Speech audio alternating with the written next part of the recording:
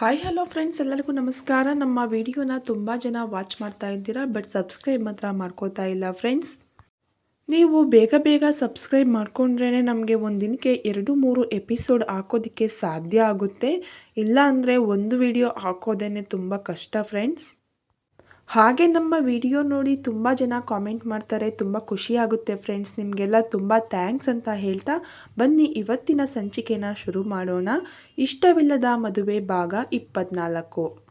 ದಾರಿ ಮಧ್ಯೆ ತನ್ನ ಕನಸು ಮಾತ್ರ ತನಗೆ ಮುಖ್ಯ, ಬೇರೆ ಯಾವುದೇ ವಿಷಯದ ಬಗ್ಗೆ ಅವರಲ್ಲಿ ಮಾತುಕತೆ ಬೇಡವೆಂದು ನಿರ್ಧರಿಸಿಕೊಂಡೇ ದಿನಕರ್ ಮನೆಗೆ ಬಂದ ಗಂಗಾಧರ್. ಎಂದಿನಂತೆ ಅವರಲ್ಲಿ ಸಹಜವಾಗಿ ಮಾತನಾಡುತ್ತಿದ್ದರೂ ಅವರ ಪಕ್ಕದಲ್ಲಿ ಕುಳಿತಿದ್ದ ದಾಮಿನಿಯ ಕಣ್ಣೋಟ ಅವನಿಗೆ ಎದುರಿಸಲಾಗಲಿಲ್ಲ. ತನ್ನ ಕನಸಿನ ರೆಸಾರ್ಟ್ನ ಚಿತ್ರಣ ಅವರೆದುರು ಬಿಚ್ಚಿಟ್ಟಾಗ ಒಂದೆರಡು ಬದಲಾವಣೆ ಮಾಡಿದ ದಿನಕರ್ ಅವನ ಕಲ್ಪನೆಯನ್ನು ತುಂಬ ಮೆಚ್ಚಿ ಕೆಲವೊಂದು ವಿಷಯಗಳ ಚರ್ಚೆಯ ಬಳಿಕ ಅಲ್ಲಿಂದ ಹೊರಟ ಗಂಗಾಧರರನ್ನು ತಡೆದು ಏನೋ ಮಾತನಾಡಬೇಕೆಂದು ಪೀಠಿಕೆ ಹಾಕಿದರು. ತಕ್ಷಣ ಗಂಗಾಧರ್ ದೃಷ್ಟಿ ದಾಮಿನಿಯತ್ತ ಹೊರಳಿತು. ಅವರಿಬ್ಬರ ಪರಿಚಯವಾಗಿ ತಿಂಗಳುಗಳೇ ಕಳೆದಿದ್ದರೂ ಇಂದು ಮೊದಲ ಬಾರಿ ಅವರನ್ನು ಸೂಕ್ಷ್ಮವಾಗಿ ಗಮನಿಸಿದಾಗ ನಿಜಕ್ಕೂ ಬೆರಗಾಗಿದ್ದನು. ಕೋಟ್ಯಾಧಿಪತಿಯ ಮಗಳು ಸಾಧಾರಣ ಸೀರೆಯುಟ್ಟು ಜಡೆ ಹೆಣೆದು ತೀರಾ ಸಿಂಪಲ್ಲಾಗಿ ಕಾಣುತ್ತಿರುವವಳನ್ನು ನೋಡಿದವನಿಗೊಮ್ಮೆ ಆಶ್ಚರ್ಯವಾಗಿತ್ತು. ದಿನವೂ ಹೀಗೆ ಇರುತ್ತಿದ್ದರಾ ಎಂದು ಯೋಚಿಸಿದವನಿಗೆ ತಲೆಯಲ್ಲಿ ತನ್ನ ಕನಸು ಬಿಟ್ಟು ಬೇರೇನೂ ಇರಲಿಲ್ಲ. ಬಹುಶಃ ಹೀಗೆಯೇ ಇದ್ದರೇನೋ ಎಂದುಕೊಂಡು ತಲೆ ಕೊಡವಿ, ಸರ್, ನೀವು ಮಾತನಾಡುವ ಮೊದಲು ನನ್ನ ಮಾತನ್ನು ಕೇಳಿ. ಬೆಳಿಗ್ಗೆ ನಾನಿಲ್ಲಿಗೆ ಬಂದಾಗ ನಿಮ್ಮ ಮಾತುಗಳು ನನ್ನ ಕಿವಿಯ ಮೇಲೆ ಬಿತ್ತು. ಕದ್ದು ಕೇಳಿಸಿಕೊಳ್ಳುವವ ನಾನಲ್ಲ, ಆದರೆ ನಿಮ್ಮ ಮಾತಿನಲ್ಲಿ ನನ್ನ ಹೆಸರು ಉಲ್ಲೇಖವಾದಾಗ ಹಾಗೆಯೇ ನಿಂತುಬಿಟ್ಟೆ. ನಿಮ್ಮ ಮಗಳ ಮಾತನ್ನು ಕೇಳಿದ ಮರುಕ್ಷಣ ನಾನು ಇಲ್ಲಿಂದ ಹೊರಟೆ. ಯಾಕೆಂದರೆ ನಮ್ಮಿಬ್ಬರ ನಡುವೆ ಪ್ರೀತಿಯಲ್ಲ, ಕನಸಿನ ವಿಷಯ. ಹಾಗೆಯೇ ನಿಮ್ಮ ಮಗಳ ಮೇಲೆ ನನಗೆ ಆ ತರಹದ ಭಾವನೆಗಳೇನೂ ಇಲ್ಲ, ಮುಂದೆಯೂ ಹುಟ್ಟಲ್ಲ. ತುಂಬ ಕಷ್ಟಪಟ್ಟು ನನ್ನದೇ ಆದಂತಹ ಪುಟ್ಟ ಸಾಮ್ರಾಜ್ಯ ಕಟ್ಟಿದ್ದೇನೆ. ಅದಕ್ಕೆ ಪ್ರೀತಿಯ ಹೆಸರಲ್ಲೇ ಕೊಳ್ಳಿ ಇಡಬೇಡಿ ಮೇಡಮ್ ಎಂದು ದಾಮಿನಿಯತ್ತ ನೋಡಿ ನೋವಲ್ಲೇ ನುಡಿದವನ ಮಾತಿಗೆ ಅಪ್ಪ ಮಗಳು ಆಘಾತದಲ್ಲೇ ಮುಖ ನೋಡಿಕೊಂಡರು. ಗಂಗಾಧರ್, ಏನು ಹೇಳ್ತಾ ಇದ್ದೀಯಾ? ನಾವು ಕೊಳ್ಳಿ ಇಟ್ಟೆವಾ? ಏನು ನಿನ್ನ ಮಾತಿನ ಅರ್ಥ ಎಂದ ದಿನಕರ್ ಮಾತು ತುಸು ಬಿಗುವಾಗಿತ್ತು. ಹೌದು ಸರ್, ನಿಮ್ಮ ಮಗ ದಿನೇಶ್ ಎಂದು ನಡೆದ ಎಲ್ಲವನ್ನು ಹೇಳಿದವರ ಕಂಗಳು ತುಂಬಿದರೆ ಎದುರಿದ್ದವರು ಆ ವಿಷಯವನ್ನು ಒಪ್ಪಲು ಹರಸಾಹಸ ಪಡುತ್ತಿದ್ದರು. ಮೊದಲು ಅದನ್ನೊಪ್ಪದ ದಿನಕರ್ ನಂತರ ಮಗನಿಗೆ ಕರೆ ಮಾಡಿ ವಿಚಾರಿಸಿದಾಗ, ದಾಮಿನಿಯನ್ನು ನನ್ನ ಫ್ರೆಂಡ್ ಒಬ್ಬ ಇಷ್ಟಪಟ್ಟಿದ್ದಾನೆ. ಅಲ್ಲದೆ ಅವನು ನಮ್ಮ ಹಾಗೆಯೇ 5-6 5 ಸ್ಟಾರ್ ಹೋಟೆಲ್ ಓನರ್. ನನ್ನ ತಂಗಿ ಮದುವೆ ಅಂತಾದರೆ ಅವನ ಜೊತೆ ಮಾತ್ರ. ಅದಕ್ಕೆ ಆ ನಿಮ್ಮ ಚೇಲ ಗಂಗಾಧರನಿಗೆ ಚಿಕ್ಕದಾಗಿ ವಾರ್ನಿಂಗ್ ಕೊಟ್ಟಿದ್ದೇನೆ ಎಂದ ಮಗನ ಮಾತನ್ನು ಕೇಳಿದವರು ಮೊದಲ ಬಾರಿ ಗಂಗಾಧರ್ ಎದುರು ತಲೆ ತಗ್ಗಿಸಿದ್ದರು. ಸರ್, ನನಗೆ ನನ್ನ ಕನಸು ತುಂಬ ಮುಖ್ಯ. ಶಿವಮೊಗ್ಗದಲ್ಲಿ 4 ಟೇಬಲ್ ಕುರ್ಚಿ ಇಟ್ಟುಕೊಂಡು ಅಪ್ಪ ಹೋಟೆಲ್ ತೆರೆದಿದ್ದರು. ಅದನ್ನೇ ಅಡಿಪಾಯ ಮಾಡಿಕೊಂಡು ಇಂದು ದೊಡ್ಡ ಮಟ್ಟದಲ್ಲಿ ಅಲ್ಲದಿದ್ದರೂ ನಿಮ್ಮಂತಹ ದೊಡ್ಡ ಹೋಟೆಲ್ ಸಾಹುಕಾರರು ನನ್ನನ್ನು ಗುರುತಿಸುವಂತಹ ಮಟ್ಟಕ್ಕೆ ಬೆಳೆದು ಇಲ್ಲಿಯವರೆಗೆ ಬರಲು ತುಂಬ ವರ್ಷ ಕಷ್ಟಪಟ್ಟಿದ್ದೇನೆ ಸರ್. ಈಗ ನನ್ನ ಕನಸಿನ ಇನ್ನೊಂದು ಹೆಜ್ಜೆ ಈ ರೆಸಾರ್ಟ್. ಹಾಗಾಗಿ ಪ್ಲೀಸ್ ನನ್ನನ್ನು ನನ್ನ ಪ್ರಪಂಚದಲ್ಲೇ ಇರಲು ಬಿಡಿ. ಹಾಗೆಯೇ ದಾಮಿನಿ ಮೇಡಮ್, ನಿಮಗೆ ನನ್ನ ಮೇಲೆ ಅದು ಹೇಗೆ ಪ್ರೀತಿಯಾಯಿತೋ ಗೊತ್ತಿಲ್ಲ. ಆ ಪ್ರೀತಿಯ ಗಿಡವನ್ನು ಈಗಲೇ ಚಿವುಟು ಬಿಡಿ. ಬೆಳೆಯಲು ಬಿಟ್ಟರೆ ಆ ಪ್ರೀತಿ ನನ್ನನ್ನೇ ಸರ್ವನಾಶ ಮಾಡಬಹುದು. ಕ್ಷಮಿಸಿ ಸರ್.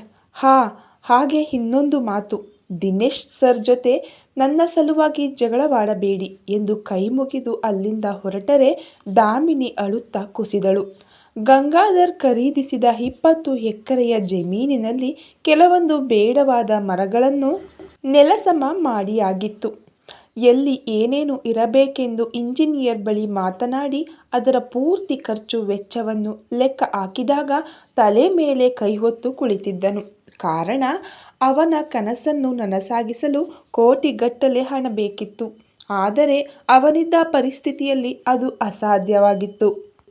ಅಪ್ಪನ ಜೊತೆ ಮಾತನಾಡಿ ವ್ಯವಹಾರ ಕಡಿಮೆ ಇರುವ 4-5 ಹೋಟೆಲ್ ಸೇಲ್ ಮಾಡುವ ಬಗ್ಗೆ ಯೋಚನೆ ಮಾಡಿ ಅದಕ್ಕಾಗಿ ಡಾಕ್ಯುಮೆಂಟ್ಸ್ ಎಲ್ಲ ತಯಾರು ಮಾಡುವುದರ ಜೊತೆ ಸ್ವಲ್ಪ ಸಮಯ ಹಣ ಹೊಂದಿಸಲು ರೆಸಾರ್ಟ್ ವಿಷಯ ಕೈಬಿಟ್ಟವನು ನಗರದಲ್ಲಿರುವ ಹೋಟೆಲ್ ಕಡೆ ಗಮನ ಕೊಟ್ಟರೆ ದಿನಕರ್ ಒಂದೆರಡು ಬಾರಿ ಅವನನ್ನು ಭೇಟಿಯಾಗಿದ್ದರು. ತಾವು ಹಣದ ಸಹಾಯ ಮಾಡುವುದಾಗಿ ಹೇಳಿದರೂ ಗಂಗಾಧರ್ ಒಪ್ಪಲಿಲ್ಲ. ತನ್ನ ಟೆನ್ಷನ್ ನಡುವೆ ದಾಮಿನಿಯ ವಿಷಯವನ್ನು ಮರೆತೇ ಬಿಟ್ಟಿದ್ದನು. ದಿನಕರರನ್ನು ನೋಡಿ ಅವಳ ನೆನಪಾದಾಗ ತಾನು ಆ ಹುಡುಗಿಯ ಮನಸ್ಸನ್ನು ನೋಯಿಸಿದೆನಾ ಎನ್ನುವ ಯೋಚನೆ ಅವನ ಮನಸ್ಸಲ್ಲಿ ಮೂಡಿದರೂ ಮರುಕ್ಷಣ ಹಾಗೇನೂ ಇಲ್ಲ ಎಂದುಕೊಂಡು ಸುಮ್ಮನಾಗುತ್ತಿದ್ದನು. ಹಣ ಹೊಂದಿಸುವ ಭರದಲ್ಲಿ ಗಂಗಾಧರ್ ತನ್ನ ಊಟ ತಿಂಡಿ ಆರೋಗ್ಯದ ಕಡೆ ಗಮನ ಕೊಡುವುದು ಕಡಿಮೆಯಾಗಿತ್ತು. ತುಂಬ ಸೊರಗಿ ಹೋದವನ ಬಗ್ಗೆ ಅಪ್ಪ ಆಗಾಗ ಹೇಳುವುದನ್ನು ಕೇಳಿದ ದಾಮಿನಿಯ ಮನಸ್ಸು ತಡೆಯಲಾಗದೆ 2 ತಿಂಗಳ ಬಳಿಕ ಅವನನ್ನು ಭೇಟಿಯಾಗಲು ಅವನದೇ ಹೋಟೆಲಿಗೆ ಬಂದಿದ್ದಳು. ಅಲ್ಲೇ ಕುಳಿತು ಯಾವುದೋ ಫೈಲ್ ನೋಡುತ್ತಿದ್ದವನು ಹೆಲೋ ಸರ್ ಎನ್ನುವ ಧ್ವನಿಗೆ ತಲೆ ಎತ್ತಿ ಎದುರಿರುವವಳನ್ನು ನೋಡಿ ಗಾಬರಿಯಾದರೂ ಬಲವಂತದ ನಗು ಸೂಸಿ ಮಾತನಾಡಲು ಹಿಂದೆ ಮುಂದೆ ನೋಡುತ್ತಿರುವವನನ್ನು ಗಮನಿಸಿ ಹೆದರಬೇಡಿ ಸರ್, ನನ್ನಣ್ಣ ಇಲ್ಲಿಗೆಲ್ಲ ಬರೋಲ್ಲ, ಬಂದರೂ ಅವನಿಂದ ನಿಮಗ್ಯಾವ ತೊಂದರೆಯೂ ಆಗಲ್ಲ. ಇಫ್ ಯು ನಾಟ್ ಮೈಂಡ್ ನಿಮ್ಮ ಬಳಿ ಮಾತನಾಡಬಹುದಲ್ವಾ ಸರ್ ಎಂದವಳ ಮಾತಿಗೆ ತಲೆಕೊಡವಿ. ನೋಡಿ, ನೀವು ಸರ್ ಎನ್ನುವುದನ್ನು ಮೊದಲು ನಿಲ್ಲಿಸಿ ಎಂದು ಅಲ್ಲಿದ್ದವರಲ್ಲಿ ಜ್ಯೂಸ್ ತರಲು ಹೇಳಿ ಪಕ್ಕದಲ್ಲೇ ಇದ್ದ ಆಫೀಸ್ ಒಳಗಡೆ ಅವಳನ್ನು ಕರೆದುಕೊಂಡು ಹೋದನು. ಪೂರ್ತಿ ಆಫೀಸ್ ಗೋಡೆ ರೆಸಾರ್ಟ್ ಸ್ಕೆಚ್ಚಿನಿಂದ ತುಂಬಿತ್ತು. ಸುತ್ತಲೂ ನೋಡಿ ನಿಮಿಷಗಳ ಮೌನದ ಬಳಿಕ ಡೋಂಟ್ ವರಿ, ಆಗಲೇ ಹೇಳಿದಂತೆ ಅಣ್ಣನ ಬಳಿ ನಮ್ಮಿಬ್ಬರ ನಡುವೆ ಏನಿಲ್ಲ ಅನ್ನೋದನ್ನು ಅಪ್ಪ ಮತ್ತು ನಾನು ಇಬ್ಬರು ಹೇಳಿದ್ದೇವೆ. ಮುಂದೆ ನಿಮಗೆ ಅವನಿಂದ ಯಾವುದೇ ತೊಂದರೆಯಾಗಲಾರದು. ಇನ್ನಾದರೂ ನನ್ನಲ್ಲಿ ಮಾತನಾಡಬಹುದು ತಾನೇ ಎಂದ ಕೂಡಲೇ ಗಂಗಾಧರ್ ನಸುನಕ್ಕು ಹಾಗೇನಿಲ್ಲ, 2 ತಿಂಗಳು ನಾಪತ್ತೆ ಆಗಿದ್ದೀರಲ್ಲ, ಅದರ ಬಗ್ಗೆ ಯೋಚಿಸುತ್ತಿದ್ದೆ ಎಂದು ಮಾತು ಮರೆಸುತ್ತಿರುವವನು ನೋಡಿ ನಗು ಬಂದರೂ ತಡೆದುಕೊಂಡು ನಾಪತ್ತೆಯಲ್ಲ, ಬ್ಯುಸಿಯಾಗಿದ್ದೆ. ದೊಡ್ಡಣ್ಣ ದಾಮೋದರನ ಮದುವೆಯಾಯಿತು. ನಿಮಗೂ ಇನ್ವಿಟೇಷನ್ ಕಳಿಸಿದ್ರಂತೆ ಅಪ್ಪ. ಆ ಸಮಯದಲ್ಲಿ ನೀವು ಊರಿಗೆ ಹೋಗಿದ್ದೀರೆಂದು ಹೇಳಿದರು. ಹಾಗೆ ಸ್ವಲ್ಪ ಸಮಯದ ಮಾತುಕತೆಯ ಬಳಿಕ ರೆಸಾರ್ಟ್ ವಿಷಯ ಬಂದ ಮೇಲೆ ತನಗಿರುವ ಟೆನ್ಷನ್ ಎಲ್ಲವನ್ನು ಅವಳಲ್ಲಿ ಹೇಳಿಕೊಂಡವರ ಮನಸ್ಸು ಹಗುರವಾಗಿತ್ತು. ಅವಳು ಅಪ್ಪನಲ್ಲಿ ಹಣದ ಸಹಾಯ ತೆಗೆದುಕೊಳ್ಳುವಂತೆ ಒತ್ತಾಯಿಸಿದಾಗ ಗಂಗಾಧರ್ ಬೇಡವೆಂದು ನಿರಾಕರಿಸಿದನು. ಒಂದಷ್ಟು ಮಾತುಕತೆಗಳ ಬಳಿಕ ದಾಮಿನಿ ಅಲ್ಲಿಂದ ಹೊರಟರೆ ಮೊದಲ ಬಾರಿ ಇನ್ನೂ ಸ್ವಲ್ಪ ಹೊತ್ತು ಅವಳು ತನ್ನ ಜೊತೆಗಿರಬೇಕೆಂದು ಗಂಗಾಧರನಿಗೆ ಅನ್ನಿಸಿತ್ತು.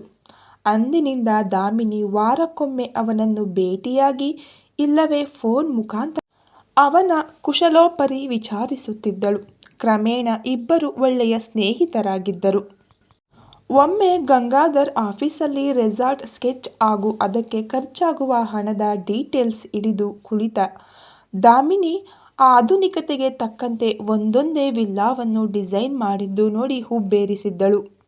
ಗಂಗಾಧರ್, ಇಷ್ಟೊಂದು ಹೈ ಫೆಸಿಲಿಟೀಸ್ ಇರುವ ವಿಲ್ಲಾ ಬೇಕಾ?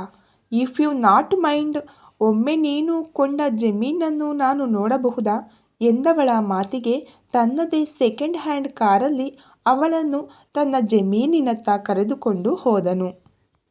ಬೆಂಗಳೂರು ನಗರದ ಹೊರಭಾಗದಲ್ಲಿ 1 ಗಂಟೆ ಪ್ರಯಾಣದ ಬಳಿಕ ಒಂದು ಕಡೆ ಕಾರು ನಿಂತಿತ್ತು.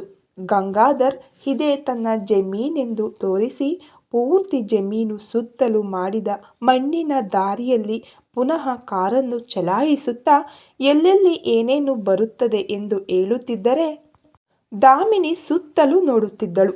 ಅರ್ಧ ಗಂಟೆಯ ಬಳಿಕ ಜಮೀನಿನ ಮಧ್ಯಭಾಗದಲ್ಲಿ ಕಾರು ನಿಂತಾಗ ಇಬ್ಬರು ಕೆಳಗಿಳಿದರು. ಪಕ್ಷಿಗಳ ಚಿಲಿಪಿಲಿ ನಾದದ ಜೊತೆ ಮಂದವಾಗಿ ಬೀಸಿ ಬರುತ್ತಿರುವ ಗಾಳಿಯನ್ನು ಆಸ್ವಾದಿಸುತ್ತಾ ನಿಂತ ದಾಮಿನಿ, ಗಂಗಾಧರ್, ಇನ್ನು ಇಲ್ಲಿನ ಯಾವ ಮರವನ್ನು ಕಡಿಯುವುದು ಬೇಡ, ನೇಚರ್ ರೆಸಾರ್ಟ್ ಅಂದರೆ ಇಲ್ಲಿಗೆ ಬರುವ ಗೆಸ್ಟ್ ನೇಚರ್ ಜೊತೆ ಟೈಮ್ ಸ್ಪೆಂಡ್ ಮಾಡೋಕ್ಕೆ ಬರೋದು. ಅಂಥದರಲ್ಲಿ ನೀನು ಎಲ್ಲ ಕಡೆ ವಿಲ್ಲಾ ಕಟ್ಟಿಸಿ ಸಿಟಿಯಂತೆ ಮಾಡಿದರೆ ಏನು ಚೆಂದ. ಸದ್ಯಕ್ಕೆ ಇಷ್ಟೊಂದು ವಿಲ್ಲಾ ಬೇಡ, ಒಂದು 30 ವಿಲ್ಲಾ ಕಟ್ಟಿ ಒಂದೆರಡು ಸ್ವಿಮ್ಮಿಂಗ್ ಪೂಲ್ ಜಾಸ್ತಿ ಮಾಡು. ನೀನು ರೆಸಾರ್ಟ್ ಕಟ್ಟಿಸುತ್ತಿರುವುದು ಕಾನನದ ನಡುವೆ, ಈ ಸುಡು ಬೇಸಿಗೆಯಲ್ಲೇ ಇಷ್ಟು ಕೂಲ್ ಆಗಿದೆ. ಹಾಗಾಗಿ ಯಾವ ವಿಲ್ಲಾಕ್ಕೂ ಎಸಿಯ ಅಗತ್ಯವಿಲ್ಲ. ಇನ್ನು ಬೇಕೆ ಅಂದರೆ ಒಂದೆರಡು ವರ್ಷದ ರೆಸಾರ್ಟ್ ಬಿಸಿನೆಸ್ ನೋಡಿ ಆಮೇಲೆ ಇದೆಲ್ಲ ಪ್ಲ್ಯಾನ್ ಮಾಡಿದರಾಯಿತು. ಇನ್ನು ಈ ಆಫೀಸ್, ಕಿಚನ್, ಹೌಸ್ ಕೀಪಿಂಗ್ ಎಲ್ಲ ಬೇರೆ ಬೇರೆ ಕಡೆ ಇರುವುದಕ್ಕಿಂತ ಒಂದೇ ಕಡೆ ಕಟ್ಟಿಸಬಹುದಲ್ಲ. ಅವರಲ್ಲಿ ನಿನಗೆ ಏನಾದರೂ ಹೇಳಬೇಕಿದ್ದರೆ ಆಚೀಚೆ ಓಡುವ ಅಗತ್ಯವಿರುವುದಿಲ್ಲ ಎನ್ನುತ್ತಾ ಒಂದೆರಡು ಹೆಜ್ಜೆ ಮುಂದೆ ಹೋಗಿ ಅಲ್ಲಿ ತಲೆ ಎತ್ತಿ ನಿಂತಿರುವ ಮರಗಳನ್ನು ನೋಡುತ್ತಾ, ಈಗ ಹೈ ಪ್ರೊಫೈಲ್ ಫ್ಯಾಮಿಲಿಗಳಲ್ಲಿ ಡೆಸ್ಟಿನೇಷನ್ ವೆಡ್ಡಿಂಗ್ ಟ್ರೆಂಡ್ ಶುರುವಾಗಿದೆ ಗಂಗಾಧರ್. ಅಪ್ಪನ ಫ್ರೆಂಡ್ಸ್ ಮಕ್ಕಳು ಈ ತರಹದ ಒಂದೆರಡು ಮದುವೆಯನ್ನು ನಾನು ಅಟೆಂಡ್ ಮಾಡಿದ್ದೇನೆ. ಅದು ಕೂಡ ಗೋವಾ ಮತ್ತು ಮೈಸೂರಿನ ರೆಸಾರ್ಟಲ್ಲಿ ನಡೆದಿರೋದು. ಇಲ್ಲಿಯೂ ಸುತ್ತಲೂ ಮರಗಿಡಗಳಿವೆ. ಮದುವೆಗೆ ಬೇಕಾಗುವ ತೆರೆದ ಮಂಟಪದ ಜೊತೆ ಅವರ ಫ್ಯಾಮಿಲಿಯವರಿಗೆ ಉಳಿಯಲು ರೂಮ್ ಕಟ್ಟಿಸಿ, ಇನ್ನೂ ಬಂದವರಿಗೆ ಟೈಮ್ ಪಾಸ್ ಮಾಡಲು ಸ್ವಿಮ್ಮಿಂಗ್ ಪೂಲ್, ವಾಟರ್ ಗೇಮ್ಸ್ ಬಗ್ಗೆಯೆಲ್ಲ ಯೋಚನೆ ಮಾಡಬಹುದಲ್ವಾ. ದಿನ ಕಳೆದಂತೆ ನಾವು ವೆಸ್ಟರ್ನ್ ಕಲ್ಬರತ್ತ ವಾಲುತ್ತಿದ್ದೇವೆ. ಸೊ ಇಂತಹ ಒಂದು ಮದುವೆಯ ಸೌಲಭ್ಯ ನಾವು ಒದಗಿಸಿಕೊಟ್ಟರೆ ಫ್ಯೂಚರಲ್ಲಿ ಒಳ್ಳೆಯ ಬಿಸಿನೆಸ್ ಆಗಬಹುದು. ಒಮ್ಮೆ ಇದರ ಬಗ್ಗೆ ಸ್ಟಡಿ ಮಾಡಿ ಅಪ್ಪನಲ್ಲಿ ಚರ್ಚಿಸಿ ನಿರ್ಧಾರ ಮಾಡು. ಸದ್ಯಕ್ಕೆ ಇಷ್ಟು ಫೆಸಿಲಿಟೀಸ್ ಇದ್ದರೆ ಸಾಕು. ಉಳಿದಂತೆ ನಿನ್ನ ಸ್ಕೆಚ್ಚಿನಲ್ಲಿರುವ ಹಾಗೆ ರೆಸಾರ್ಟ್ ಒಳಗಡೆ ಇಲ್ಲಿನ ಕೆಲಸದಾಳುಗಳಿಗೆ ಉಳಿಯಲು ರೂಮ್ ವ್ಯವಸ್ಥೆಯನ್ನು ರೆಸಾರ್ಟ್ ಒಳಗಡೆ ಎಲ್ಲಾದರೂ ಮಾಡು. ನೀನು ಪ್ಲ್ಯಾನ್ ಮಾಡಿರುವ ಈ ರೆಸಾರ್ಟ್ ನೋಡಿಕೊಳ್ಳಲು 100 ಕೆಲಸದಾಳುಗಳು ಬೇಕು. ಅವರನ್ನೆಲ್ಲ ನೀನು ಇಲ್ಲೇ ರಾಶಿ ಹಾಕಿಕೊಂಡರೆ ಬಂದಿರುವ ಗೆಸ್ಟ್ಗಳಿಗೆ ಜಾಗ ಸಾಲೋಲ್ಲ. ಒಟ್ಟಾರೆ ಇಷ್ಟೆಲ್ಲ ಚಿಕ್ಕ ಪುಟ್ಟ ಬದಲಾವಣೆ ಮಾಡಿದರೆ ನಿನ್ನಲ್ಲಿರುವ ಹಣದಲ್ಲೇ ನಿನ್ನ ಕನಸಿನ ರೆಸಾರ್ಟ್ ಕಟ್ಟಬಹುದು ಎಂದು ತನ್ನದೇ ಒಂದಷ್ಟು ಕಲ್ಪನೆಯ ರೆಸಾರ್ಟನ್ನು ಅವನೆದುರು ತೆರೆದಿಟ್ಟು ನಗುತ್ತಾ ಹೇಳಿದರೆ ಗಂಗಾಧರ್ ಖುಷಿಯಲ್ಲೇ ಅವಳನ್ನು ಗಟ್ಟಿಯಾಗಿ ಆಲಿಂಗಿಸಿದ್ದನು. ಅವಳ ಮಾತಿನಂತೆ ಕಲ್ಪನೆ ಮಾಡುತ್ತಾ ಹೋದವನಿಗೆ ಇಷ್ಟು ಸಿಂಪಲ್ ಆಗಿಯೂ ರೆಸಾರ್ಟ್ ಕಟ್ಟಬಹುದು ಎನ್ನುವ ಹುಮ್ಮಸ್ಸಿನ ಜೊತೆ ಅಲ್ಲಿ ನಡೆಯುವ ಮದುವೆಯ ಬಗ್ಗೆ ಐಡಿಯಾ ಕೊಟ್ಟಿದ್ದಕ್ಕೆ ಇನ್ನಷ್ಟು ಖುಷಿಯಾಗಿ, ಇಷ್ಟು ದಿನ ತನ್ನ ಕನಸು ಕನಸಾಗಿಯೇ ಉಳಿಯುತ್ತದೆ ಎನ್ನುವ ನೋವಲ್ಲಿದ್ದವನಿಗೆ ದಾಮಿನಿಯ ಮಾತು ಹೊಸ ಆಶಾಕಿರಣದಂತೆ ಕಂಡಿತ್ತು. ಇಷ್ಟು ದಿನದ ತನ್ನೆಲ್ಲ ನೋವನ್ನು ಕ್ಷಣದಲ್ಲಿ ಕಡಿಮೆ ಮಾಡಿದವಳನ್ನು ಖುಷಿಯಲ್ಲಿ ಆಲಿಂಗಿಸಿದರೆ ದಾಮಿನಿ ಅವನ ಹಠಾತ್ ಕ್ರಿಯೆಗೆ ಗರಬಡಿದಂತೆ ನಿಂತಿದ್ದಳು. ಈ ಕತೆ ಇನ್ನೂ ಮುಂದುವರಿಯುತ್ತದೆ ಫ್ರೆಂಡ್ಸ್. ಯಾರೆಲ್ಲ ಇನ್ನೂ ಸಬ್ಸ್ಕ್ರೈಬ್ ಮಾಡ್ಕೊಂಡಿಲ್ವೋ ಪ್ಲೀಸ್ ಈಗಲೇ ಹೋಗಿ ಸಬ್ಸ್ಕ್ರೈಬ್ ಮಾಡ್ಕೊಳ್ಳಿ. ಸುಮ್ಮನೆ ವಿಡಿಯೋ ನೋಡೋದಲ್ಲ ಫ್ರೆಂಡ್ಸ್, ಸಬ್ಸ್ಕ್ರೈಬ್ ಮಾಡಿಕೊಂಡು ನಿಮ್ಮ ಅನಿಸಿಕೆ ಮತ್ತು ಅಭಿಪ್ರಾಯಗಳನ್ನು ನಮಗೆ ಕಾಮೆಂಟ್ ಮೂಲಕ ತಿಳಿಸಿ. ನಿಮಗೆ ಈ ವಿಡಿಯೋಗಳು ಇಷ್ಟ ಆಗ್ತಾ ಇದೆಯೋ ಇಲ್ವೋ ಅನ್ನೋದು ನಮಗೂ ಕೂಡ ಗೊತ್ತಾಗಬೇಕಲ್ವಾ. ಸೊ ಅದರಿಂದ ನೀವು ಸಬ್ಸ್ಕ್ರೈಬ್ ಮಾಡಿಕೊಂಡು ನಮಗೆ ಕಾಮೆಂಟ್ ಮೂಲಕ ನಿಮ್ಮ ಅನಿಸಿಕೆಗಳನ್ನು ತಿಳಿಸಿ.